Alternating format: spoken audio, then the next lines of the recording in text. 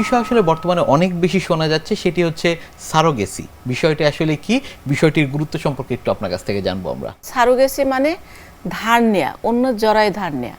Surrogacy হচ্ছে যেমন husband হয়তো ওয়াইফ এমন কোনো ডিজিজে ভুগতেছে সে বাচ্চা ক্যারি করতে পারবে না, অথবা তার জরায়ুটা নাই, যে কোনো কারণে জরায়ুটা ফেলে দেওয়া হয়েছে, অথবা জন্মগতভাবে তার জরায়ু তৈরি হয় নাই কিন্তু তার ডিম্বাশয়গুলো ঠিকই আছে, ডিম্বাণু আসতেছে। সেক্ষেত্রে আমরা ওয়াইফের ডিম্বাণু একই নিয়মে নিয়ে বাইরে এনে হাজবেন্ডের শুক্রাণুর সাথে শুক্রাণুর ডিম্বাণু দুটো নিষিক্ত করে ভ্রূণ তৈরি করে অন্য একটা ভাড়া জরায়ু, মানে তাদের একটা এগ্রিমেন্ট থাকে, যেটা ওই এগ্রিমেন্টের ভিত্তিতে সে হচ্ছে ওই বাচ্চাটা যে হাজবেন্ড ওয়াইফ যাদের শুক্রাণুর ডিম্বাণু আসতেছে, বাচ্চা কিন্তু জেনেটিক্যালি টোটালি হচ্ছে ওই বাবা মার মতো হবে, কিন্তু সেইটা শুধু বাচ্চাটার বৃদ্ধিটা হচ্ছে অন্য ভাড়া করা জরায়ুতে। ডেলিভারিটা ভ্রূণটা যখন ট্রান্সফার করা হবে তখন তার সাথে যে অন্যজন, যে হয়তো মা, খালা বা অন্য যেই হোক, তখন তার জরায়ুতে শুধু বৃদ্ধি পাবে, কিন্তু ওই বাচ্চার জেনেটিক মানে জেনেটিক্যালি সম্পূর্ণ তার বাবা মার মতো আসবে।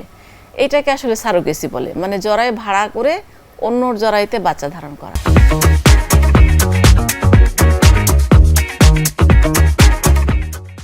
সেটির গুরুত্ব কেমন দেখছেন?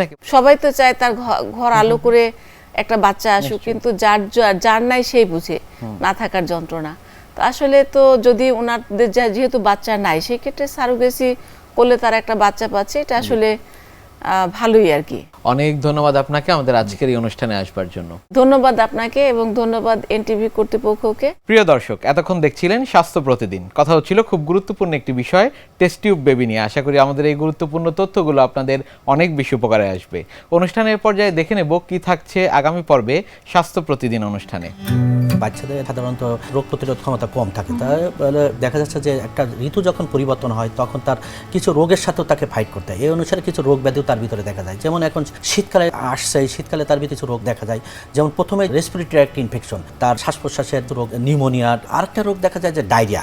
বিশ্বের যে কোনো প্রান্ত থেকে যে কোনো সময় আপনাদের পছন্দের অনুষ্ঠান স্বাস্থ্য প্রতিদিন দেখতে ভিজিট করুন আমাদের পূর্ণাঙ্গ ওয়েব পোর্টাল www.ntvbd.com এ। এছাড়া এনটিভির সব জনপ্রিয় অনুষ্ঠান ও খবরের আপডেট পেতে ভিজিট করুন আমাদের ইউটিউব চ্যানেল ও ভেরিফাইড ফেসবুক পেজে।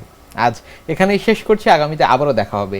সে পর্যন্ত আপনারা সবাই ভালো থাকুন, সুস্থ থাকুন, এনটিভির সাথেই থাকুন। আল্লাহ হাফেজ।